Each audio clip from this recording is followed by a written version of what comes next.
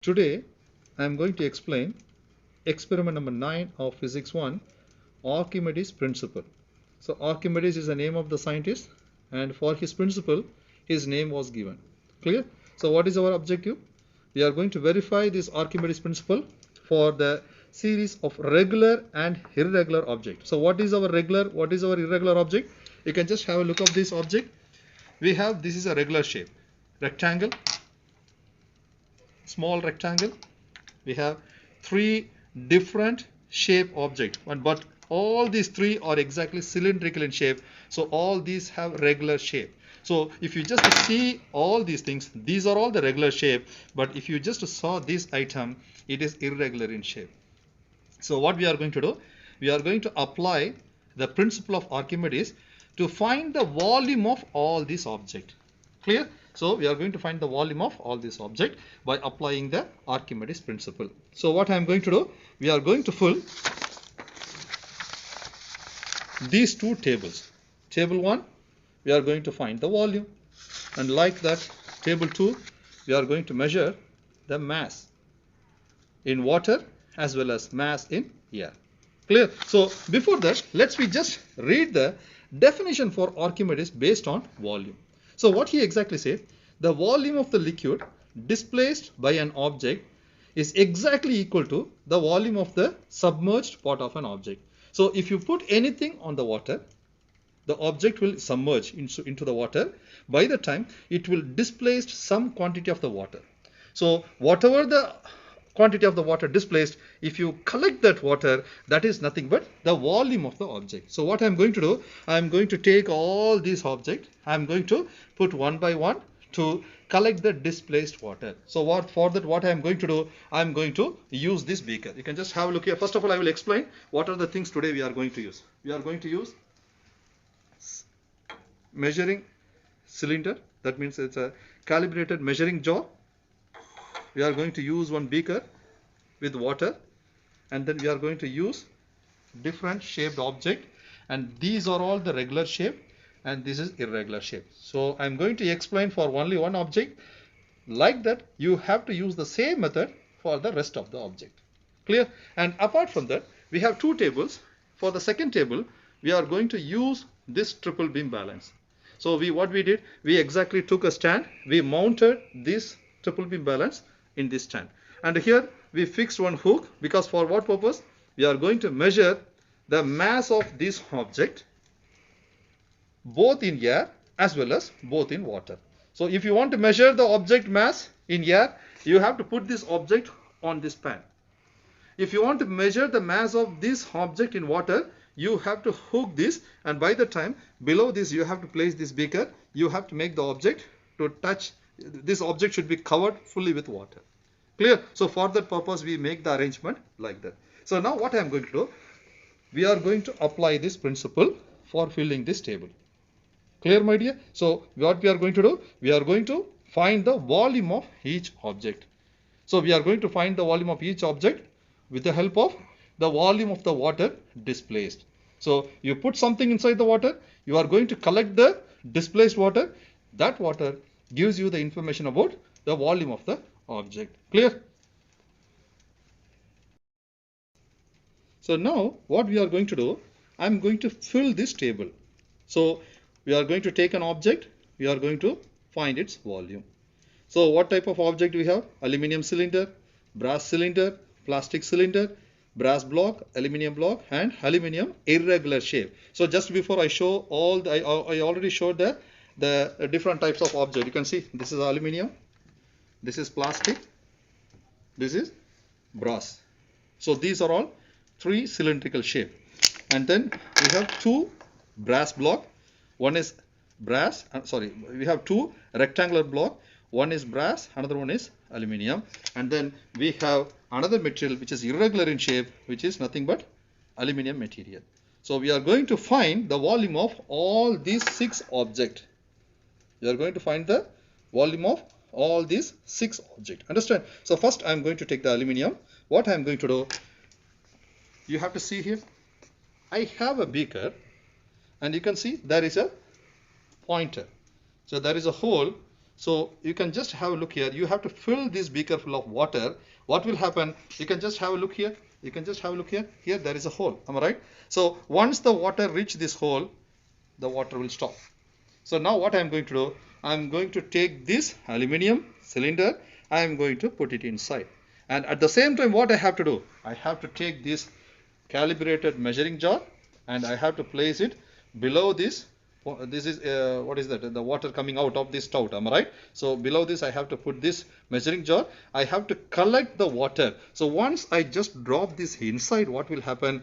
The water will increase because it will rise. So when the water rises about this hole, what will happen? The water will be coming. That means the displaced water will be coming out of this pipe.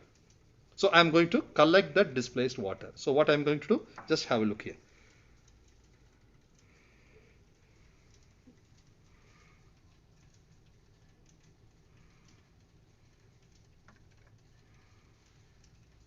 So I dropped completely inside the water and you can see here the displaced water is coming out of this pipe. I have to collect all the drops because each and every drop is very, very important. So just a minute, we can just wait for this. So I think the water stops. So that means the displaced water we now collected in the measuring cylinder. We already collected. So we are going to measure. You can just have a look here. Place this. Have a look of this. Here there are some measurements. You can see start from 0 and you can just see here 10, 20. It is exactly because between 10 and 20 there are 10 lines. That means each line carries the value of 1. So you can just have a look here. This is exactly 20, 21, 22, 23, 24, 25, exactly 26. 26, what's the unit here, my dear? 26 milliliter. 26 milliliter. So what I am going to do? I am going to write. So 1 milliliter exactly equal to 1 centimeter cube. If you just see the table, the answer should be given in terms of centimeter cube. So 1 milliliter is exactly equal to 1 centimeter cube. So whatever the value you measured from here, it's exactly the same value for the centimeter cube because here the measurement is given in terms of milliliter. So 1 milliliter is exactly equal to 1 centimeter cube. If you just see the level of the water is exactly 26. Am I right? 26? No, 27. Exactly 27. So I have to write the value here. 27. Clear? Clear, my dear? So in such a way, you have to take this aluminium out. You have to put it here. And again, you have to fill this beaker full of water.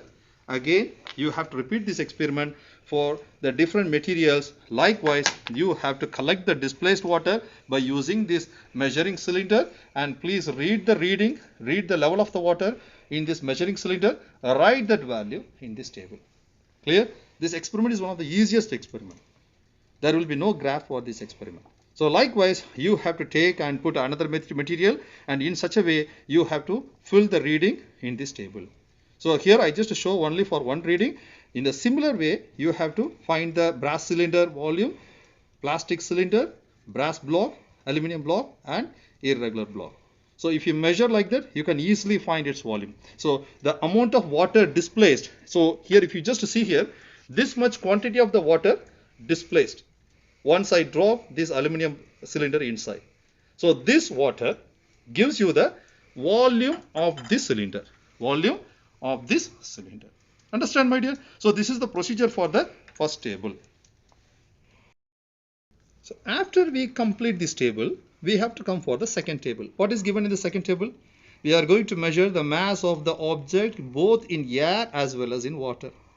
So once you find the mass in air as well as water, you can easily complete this table. So before that, we must know the statement given by Archimedes. What he exactly says, when a body is immersed fully in water, if you put any body inside the water, if that body is exactly immersed in the water, what will happen? That body will experience an upward force. And that upward force is exactly equal to the weight of the water displaced by it. So if you drop anything inside the water, what will happen? The body will experience an upward force, and that upward force is exactly equal to the weight of the object. Now what I am going to do, here you can just have a look of this table. Here you can look the table. You can just have a look of the table. We have the different shape object, mass in air, mass in water. Once you find the object mass in air and water, the rest of the things are calculated by using the calculator. Clear? So today we are going to measure only the mass in air and mass in water. So what you have to do? So for this, because here the statement I am just giving in terms of weight, but here you are going to measure the mass. So before that, we can just have a look of this equation. So what is given here? Just before I told you upward force, am I right? So when you put anything in the water, the object will experience the upward force by the water. And that upward force is exactly equal to weight of the air minus weight of the object in water, which gives you weight of the water. So here, what is the formula for weight? We know the weight formula is mass multiplied by gravity. So apply this formula for this. So that means this becomes mass of the air multiplied by the gravity minus mass of the water multiplied by gravity. Here, mass of the water multiplied by gravity. So you will get this equation. Now you can see left hand side and right hand side, you can easily cancel this gravity. So you can easily find the mass of the water with the help of mass of air, mass of the object in air minus mass of the object in water. So we convert the water mass, water weight in terms of mass. So we are going to use this formula for filling this table. It's one of the easiest method. So first I am going to take an aluminum cylinder. I am going to measure the mass of the aluminum cylinder in air, and then I am going to measure the mass of the aluminum cylinder in water. In the similar way, you have to do it for the rest of the object. Clear? So I cannot be able to explain for all. I can just show you for only one reading how to do this experiment. In a similar way, you have to follow the same method for the rest of the object. Understand, my dear? Okay, let's become for this. Here, I am going to use the triple beam balance, and here you can see exactly I fixed to 0. I told you already how to set to 0 by adjusting this beam. You can see there is one turning knob, and here you have 3 beam. The middle beam is for 100 measurement, that means 100 grams. It will be in terms of 100 grams. This one, it is in terms of 10 grams. The first one, it is in terms of 1 grams. So before that, what you have to do, you have to set this line exactly coincide with 0. Clear, my dear? This is your first step. Now what you have to do, first we are going to measure the aluminum cylinder. I am going to measure the mass of the aluminum cylinder in air. That means I am going to put this aluminum cylinder in this pan. That means I am measuring the mass of the aluminum cylinder in air. That means here we have air, more air, am I right? So I am going to measure its mass in the air. Now first I have to start with 100 grams because I already teach you, am I right, my dear? So if you just put 100, it will fall down, am I right? So I have to go back. I have to move in terms of 10, 20. So 10, it's not come to the 0. 20, it's not come to the 0. 30, still not. 40, no. 50, nothing. Come for 60, nothing. When you come 70, okay, you can see for 70 it comes down, am I right? So you can see here, when I just move to 70, this line fell down, am I right? You can see it is below 0. So what I have to do? I have to move back to 60. When I just move back to 60, you can see I have to now adjust for one level. You can see here.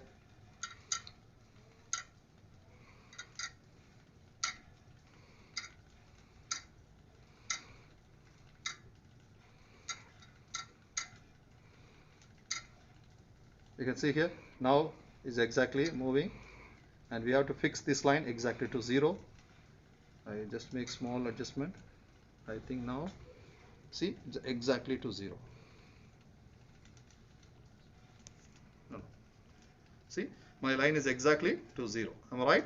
Okay, now you can just see, we have to measure what should be its mass. Here 60, and here you have to see the arrow mark. First of all, I will just see the reading. 60, 67. See here, 60 here. here 7.2 is here. That means totally 60 plus 7.2, 67.2. That is the mass of the object in air. So this object mass in air is exactly equal to 60 plus 7.2. So I'm going to write this value here. 67.2. Clear? So you can see here the aluminum cylinder mass in air is 62.7. Now we are going to find the same aluminum cylinder in water. So what you have to do, just have a look here. Now again I'm just bring this mass to 0. You can see the level to 0, and I'm going to take this. Once I take this, you can see here again it comes back to 0. Clear? Now you can just have a look here how you can find this mass in water. You can just have a look here. We fix one hook. There is a hook, am I right? So in this hook I'm going to make this cylinder to hold. You can just have a look here. But the problem, the most important thing, my dear, actually, listen carefully, just a minute. Now I'm going to hang this in this hook.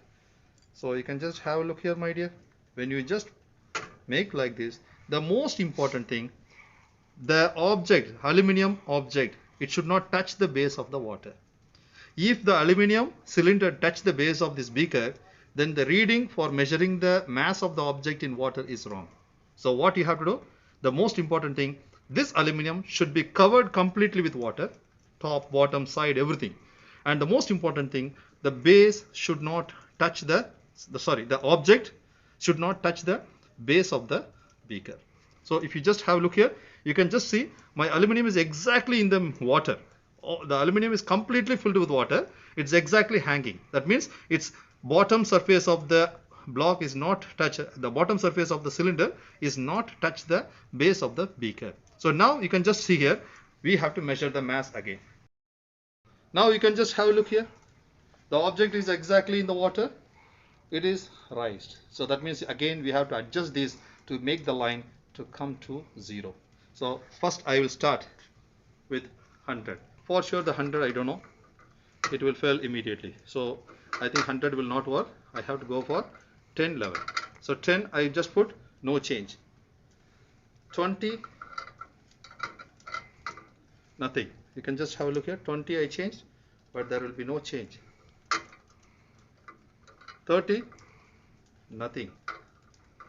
40, oh 40 it's fell. So that means 40 will not work. So I have to go back for 30. Now I have to touch the first beam.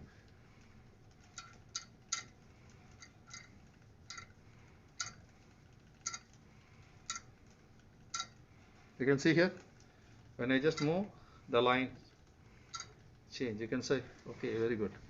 Now a little change is there.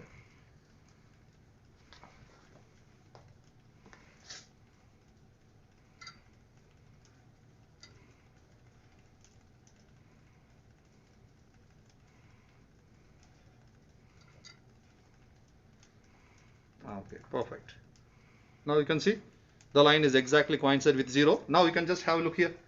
Here we have 30, and here I will tell you the number. It is between 5.3 and 5.4. You can just have a look here. This arrow, the center of this, there is one pointer. It is between 5.3 and 5.4. Generally, my dear, if the point is between two lines, take the least value. That means here 30, here we have 5.3 because it is between 5.3 and 5.4. So I have to take the least value as 5.3. So 5.3 plus 30, it gives 35.3. So I'm going to write this value here.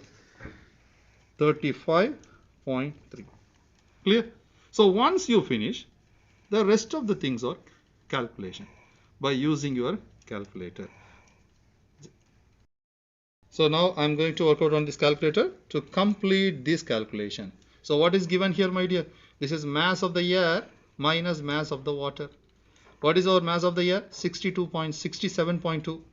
Mass of the water, so that object mass in water is not a mass of the water. It is object's mass in water. It's object mass in air. That means 67.2 minus 35.3. 35.3. Am I right? So which is equal to, what's the value? 31.9. So I have to write here 31.9. Now we have to find what should be the volume. My dear, volume you no need to find again, because the first box, you can just have a look here. We already found. What's the value? Volume of the aluminum cylinder in water. So we already find the volume. So better what I'm going to do, I'm not measuring this again. I'm going to take this value. I'm going to write it here, which is nothing but 27. Now you can just have a look here. We are going to find the mass. So how you can find the mass? Here the information is given in terms of gram. My dear, the density of the water, which is exactly equal to, you can just have a look here. Here they mentioned the density of the water in terms of kilogram per meter cube. It is 1000. 1 multiplied by 10 to the power of 3 is 1000. Am I right? But in terms, if you convert this in terms of gram, what you will get? The mass of the density of the water is 1 gram per centimeter cube. 1 gram per centimeter cube. So the density of the water is 1 gram per centimeter cube. So now you can just have a look here. The mass of the object we are going to find. How we can find the mass of the object? Density of the water, value is 1, multiplied by the volume of the object in water is measured here, which is nothing but 27. That means 27 multiplied by this density will give you the same value. Clear? Now we have to find the error percentage. How we can find the error percentage, my dear? Formula is given. So density of the water, volume of the water. So density of the water, volume of the water we have here. That means error percentage, which is equal to the absolute value of this value, which is nothing but 27, minus mass of the air minus mass of the water. That means mass of the object in air minus mass of the object in water. This value minus 31.9 divided by again this value 27 plus 31.9 multiplied by 100. So better we can just work out here. We can just have a look here. 27 minus 31.9 divided by 27 plus 31.9 multiplied by 100. 100. Where is 1? 1. Sorry. 100. What should be the error percentage? Minus, that means absolute value of minus 8.31 we got. So absolute value of the negative gives you the value of the positive. So 8.31% error we got. I already told you, if your error percentage is between 0 to 20%, your answer is correct. So in the similar way, you have to follow the same method for the rest of the object to find its mass in air, to find its mass in water, and complete the table and get the answer. If your error is between 0 to 20%, your answer is perfectly correct. Clear? So in this way, you have to verify the mass by using Archimedes principle. Clear, my dear? Actually here you can just have a look here. This mass in air minus mass in water gives you the upward force. Clear, my dear? So in such a way you have to complete this table. So this will be the explanation for experiment number 9, Archimedes principle. Okay? Thank you so much.